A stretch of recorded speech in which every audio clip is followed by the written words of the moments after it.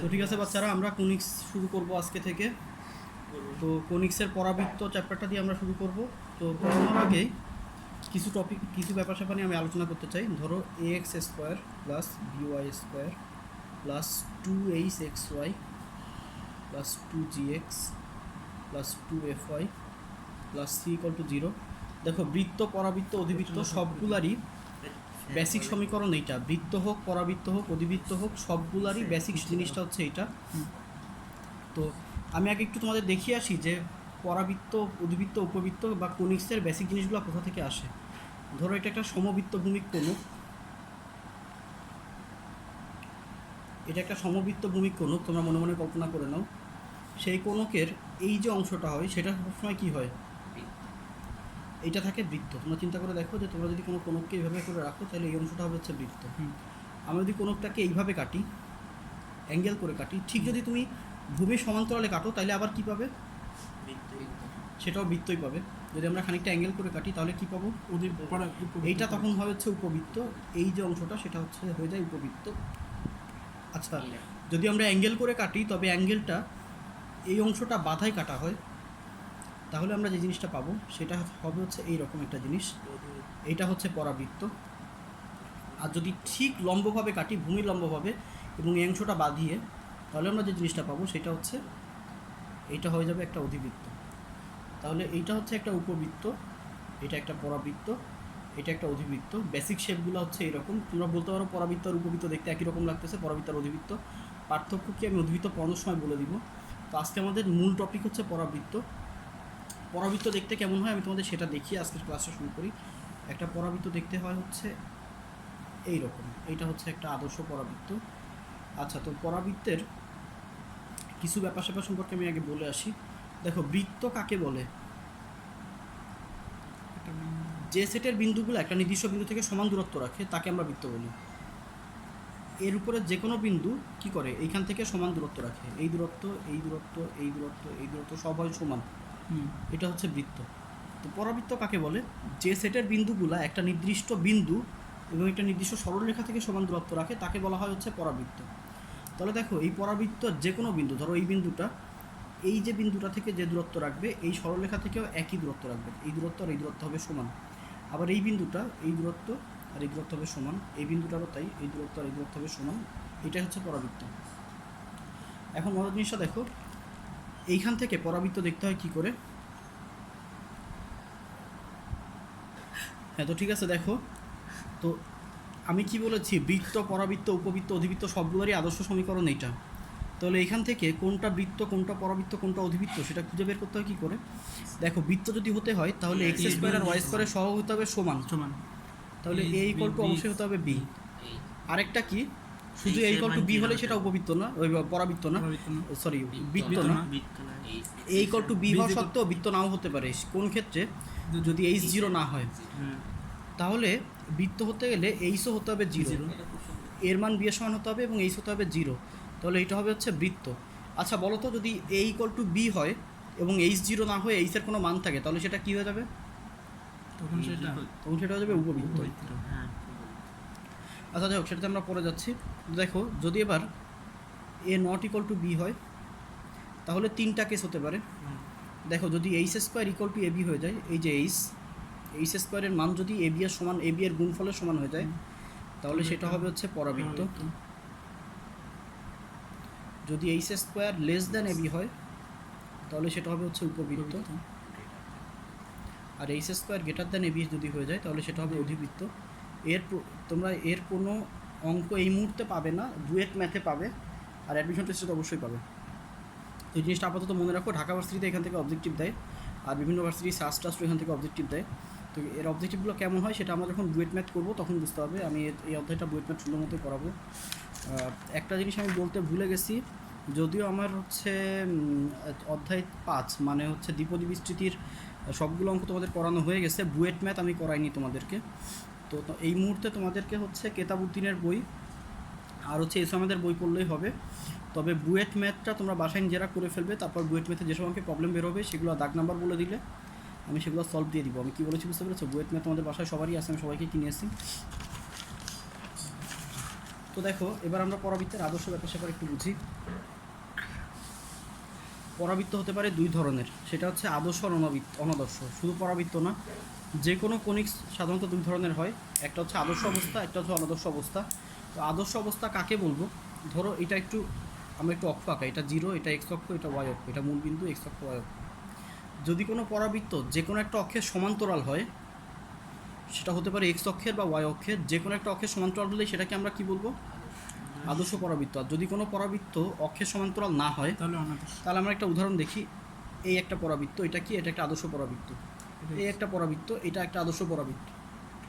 এই পরাবৃত্তটা এক্স অক্ষের সমান্তরাল, এই পরাবৃত্তটা ওয়াই অক্ষের সমান্তরাল। অক্ষের সমান্তরাল উপরের দিকে হতে পারতো, একই কথা, এটা কিছু আসে যায় না।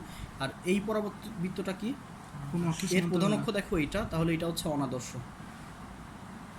এটা আদর্শ, এটা আদর্শ, এটা অনাদর্শ। তাহলে আমরা আজকের টপিকটা আমরা আলোচনা করব সকল আদর্শ পরাবৃত্ত নিয়ে। আমি একটা সুন্দর মতো ছবি আঁকাই। দেখো একটা আদর্শ পরাবৃত্ত আমি কি বলেছি, অক্ষের সমান্তরাল হবে অবশ্যই, তার মানে এক্স অক্ষ বা অক্ষের যে কোনো একটা অক্ষের সমান্তরাল হবে।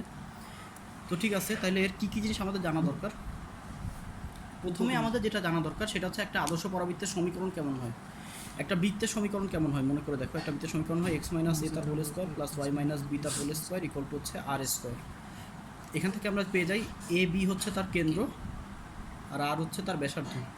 একই রকমভাবে একটা আদর্শ পরাবৃত্তের সমীকরণ হয় হচ্ছে ওয়াই মাইনাস বিটা তার হোল স্কোয়ার ইকুয়াল টু হচ্ছে 4a into x minus alpha. এরকমটা হবে যদি সেটা এক্স অক্ষের সমান্তরাল হয়, যেটা আমরা এখানে আঁকিয়েছি।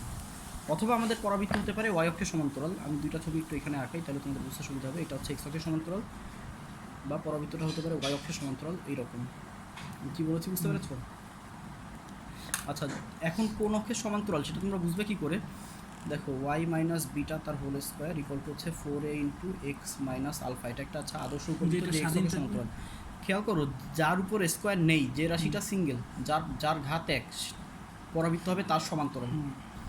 তাহলে এটার সমীকরণ কেমন হবে, এক্স মাইনাস আলফা তার হোল স্কোয়ার ইকুয়াল টু হচ্ছে 4a into Y minus beta.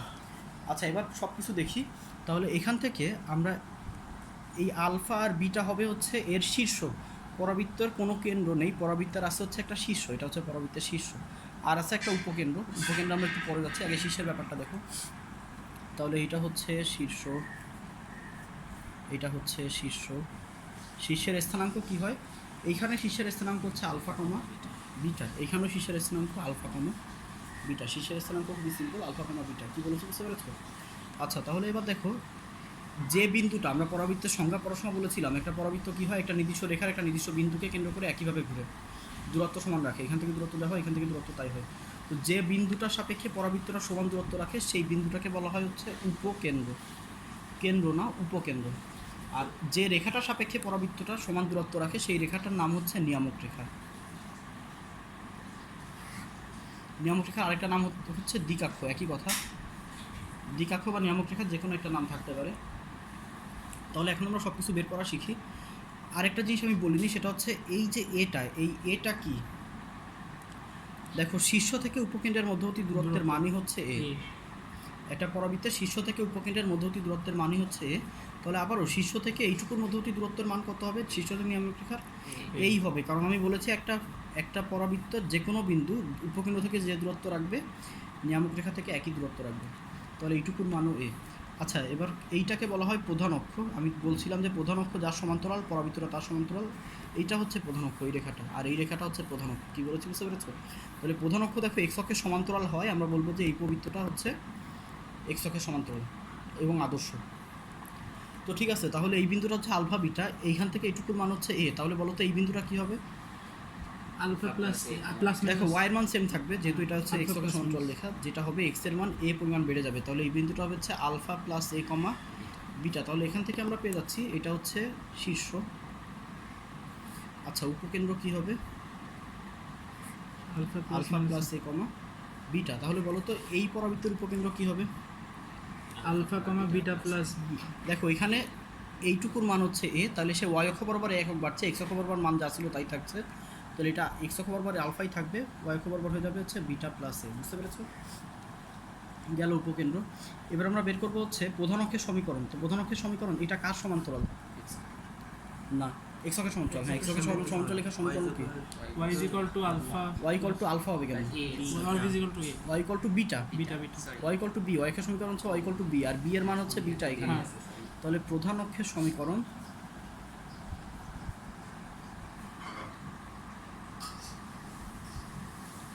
Y equal to beta. এতদিন পড়ার পর এগুলো ভুল বললে হবে?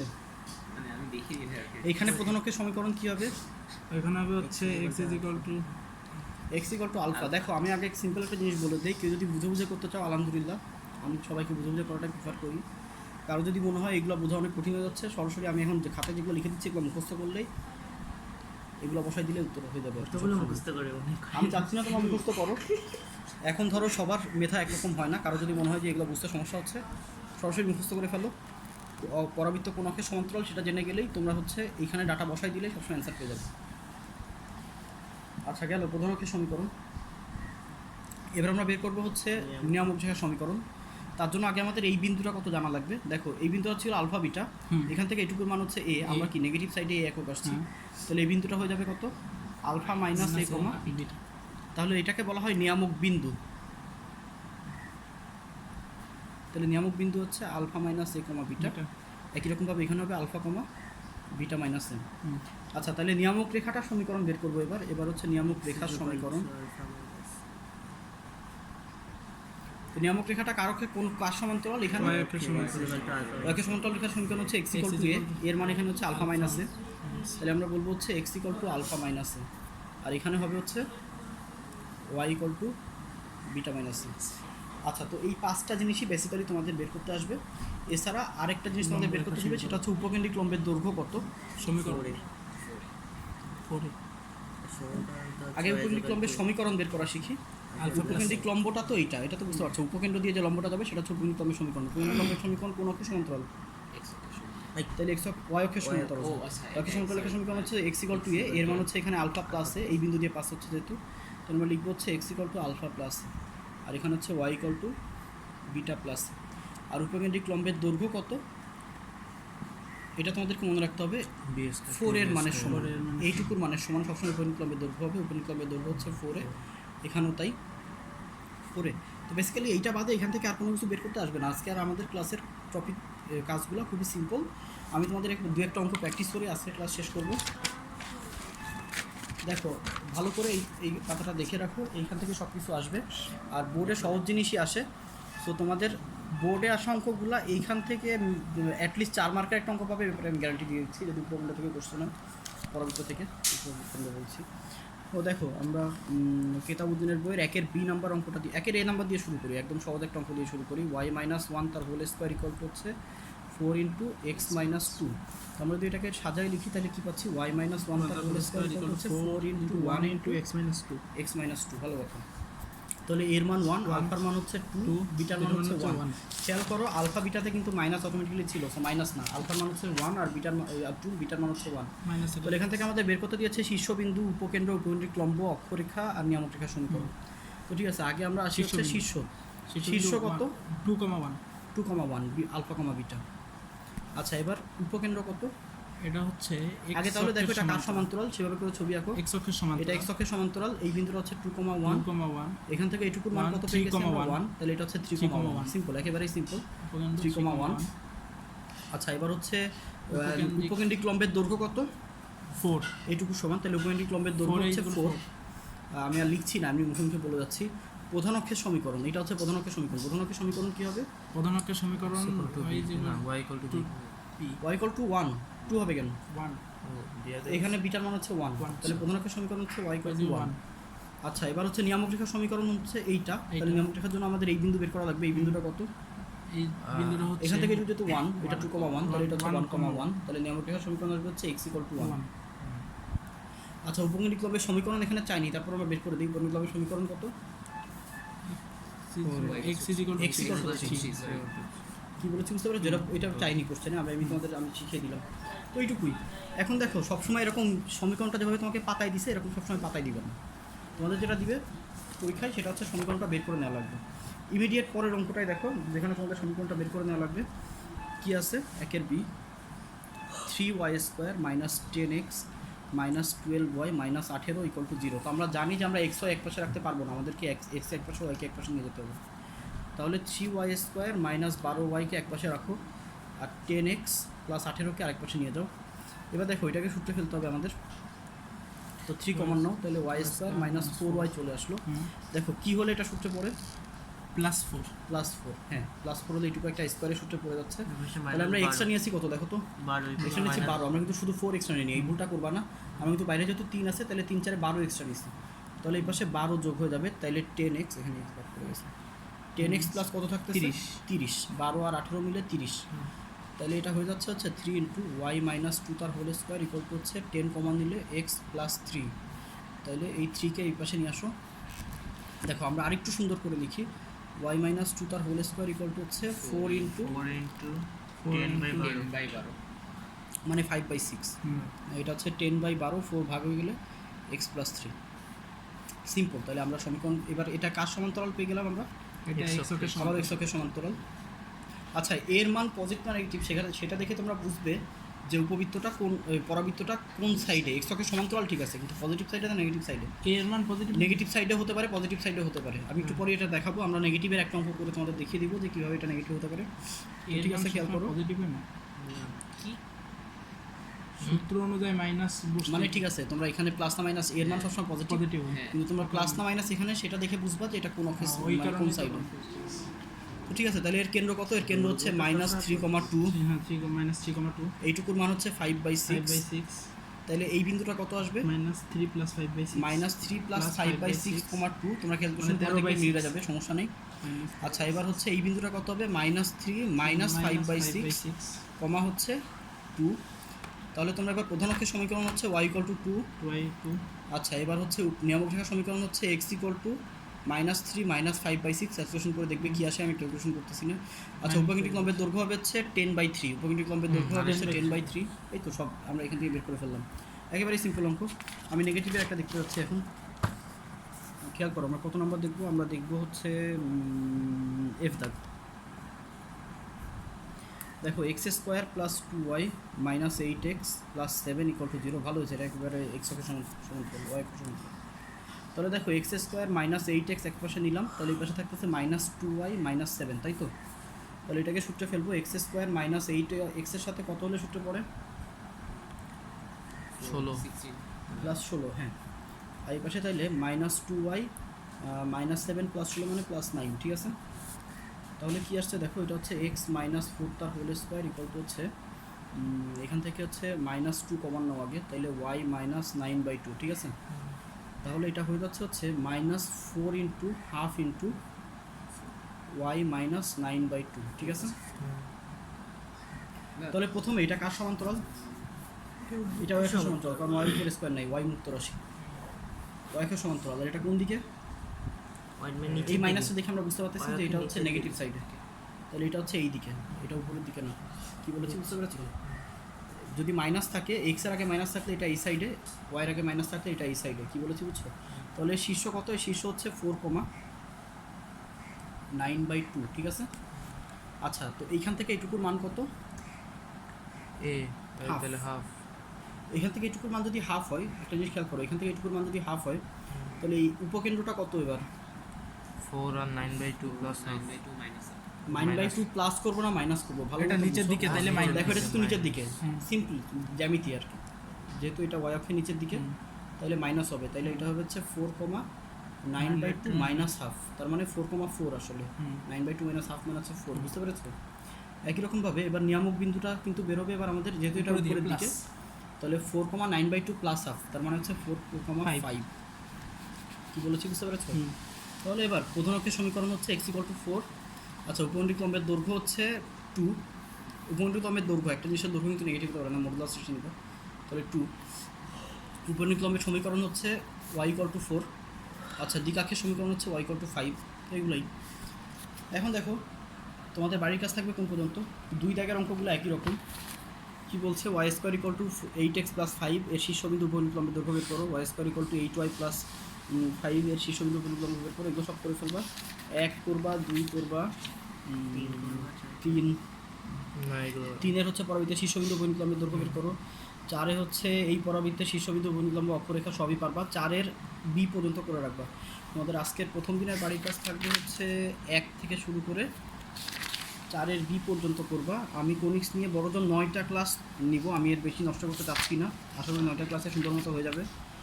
তো একটু কোঅপারেট করো তোমরা, বাড়ির কাজটা নিয়মিত করে রাখো, 4 বি পর্যন্ত সব করে রাখবো। এটা আজকে বাড়ির কাজ, আজকের ক্লাস এই পর্যন্তই, তাহলে দেখা হবে তোমাদের সাথে।